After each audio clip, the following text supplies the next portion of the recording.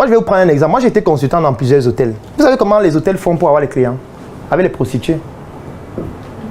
95% de la stratégie des hôtels, ce sont les prostituées. Vous pensez qu'on ouvre un hôtel, on reste comme ça, on attend que les gens viennent dormir dans la chambre? C'est que ton hôtel, vous allez dormir avec ta famille. Personne ne viendra. C'est ta famille et toi. Tu vas dire que chambre gratuite ce week-end, venez dormir. Les hôtels prennent les prostituées et elles ont un contrat avec l'hôtel. Quand elles ont un client, le client vient dormir à l'hôtel, elles ont des commissions sur chaque nuitée. Si c'est peut-être 50 000, on lui dit tu as 30%. Parce qu'on sait qu'après le client va venir sans elle. Et elle n'aura plus de commission. Oui, puisque si un client vient avec une prostituée à l'hôtel une fois, deux fois, trois fois, il y a les jours où il va venir sans elle. Et quand il vient sans elle, si la fille avec qui il vient n'est pas du réseau des prostituées, elle n'aura pas de commission. Donc l'hôtel commence à marmailler sur lui à vie. C'est comme ça que les hôtels fonctionnent. La plupart. L'hôtel, c'est deux choses, les prostituées et l'événementiel. Avec les locations de salles, etc., qui se jouent parfois sur les tontines.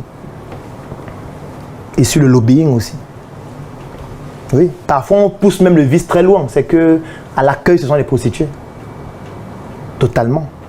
Moi, je connais des hôtels où il y a des catalogues de prostituées avec photos. Ici à Yaoundé.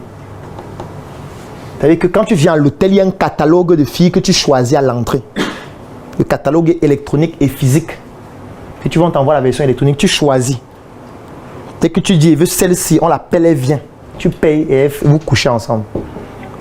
Oui, ça se fait. Et elles sont régulièrement au restaurant.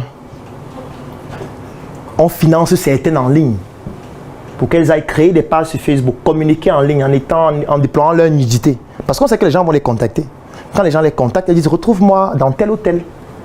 Quand on se retrouve dans tel hôtel, elle dit, oh, toi aussi quand même, est-ce que je vais dormir dans une chambre pareille? Prenons une suite. Prenez une suite. Parce que tu veux montrer que tu es un homme fort, tu es puissant. Vous entrez dans la suite.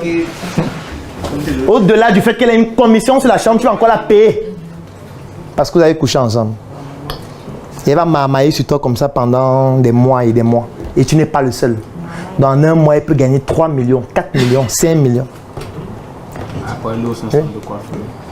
Avec un peu de la cosmétique. Je ne parle pas des salons de coiffure où le principal service, c'est la prostitution, toujours. Les instituts de beauté, où on fait les massages avec finition.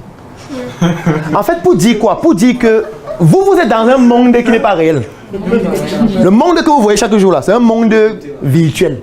Le monde réel est brutal. Le monde réel n'a pas de règles.